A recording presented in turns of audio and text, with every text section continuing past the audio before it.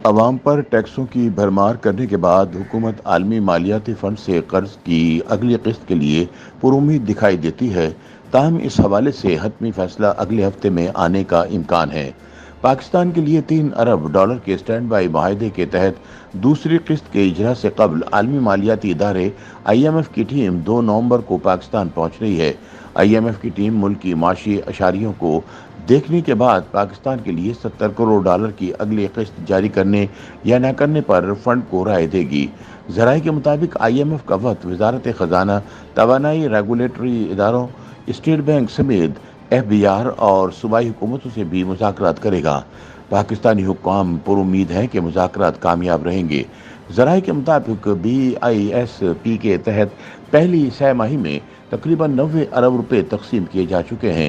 بیرونی فائنانسنگ کے معاملے پر پاکستان کو اپنی پوزیشن واضح کرنی ہے، تاہم بیرونی فائنانسنگ کے مسئلے پر IMF خدشات کا اظہار کر چکا ہے، جبکہ کرنسی ایکسچینج کے معاملے پر بھی اختلافات موجود ہیں اور IMF درآمدات کنٹرول کرنے کے لیے دسمبر 2022 کا سرکولر واپس لینے کا مطالبہ بھی کر چکا ہے۔ ذرائع کے مطابق توانائی کے شعبے کا گردشی قرضہ کم کرنے کے لیے پاکستان بجلی اور گیس کی قیمت میں اضافہ کر چکا ہے۔ غیر ملکی زر مبادلہ کے ذخائر بھی IMF کے مطالبے کے مطابق ہیں اور پاکستان کا کرنٹ اکاؤنٹ خسارہ بھی IMF کی شرائط کے مطابق ہے۔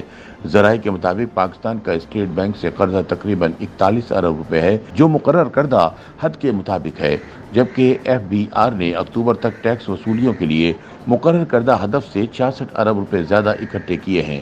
ادھر نگران وزیر اعظم انوار اللہ کاکڑ نے کہا ہے کہ پاکستان نے IMF کے مقرر کردہ تمام اہداف بشمول ریونیو ٹارگیٹس حاصل کر لیے ہیں۔ حکومت اس حوالے سے کافی آرام دہ صورتحال میں ہے۔ ان کے بقول دوسری قسط کے لیے IMF کے ساتھ ملاقاتیں کامیابی سے مکمل ہو جائیں گی۔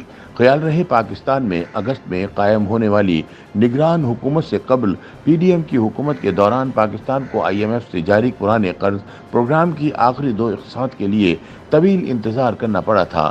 آخرکار وہ پروگرام نامکمل ہی رہا تھا۔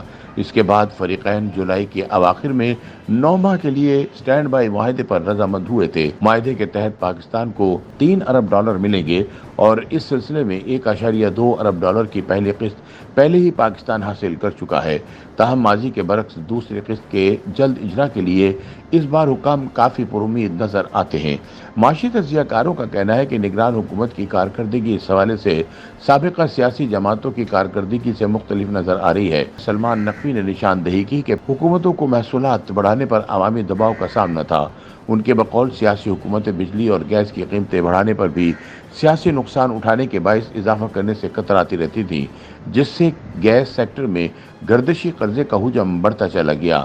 انہوں نے کہا کہ دنیا بھر میں گیس مہنگی تھی، لیکن پاکستان کی حکومت دنیا سے مہنگی گیس خرید کر سستی گیس ملک میں فروخت کر رہی تھی۔ کم و بیش ایسی ہی وجوہات کی بنا پر بجلی کے سیکٹر میں بھی گردشی قرضے میں اضافہ ہوتا چلا گیا۔ تاہم یہ بھی دیکھا گیا کہ اس سب کے باوجود ملک سے اسمگلنگ، ذخیرہ اندوزی اور پھر ایکسچینج ریٹ بڑھنے کے سبب مہنگائی 40 سالہ تاریخ کی بلند ترین سطح پر پہنچی اور اس سے PDM جماعتوں کی سیاسی مقبولیت پر بھی فرق پڑا۔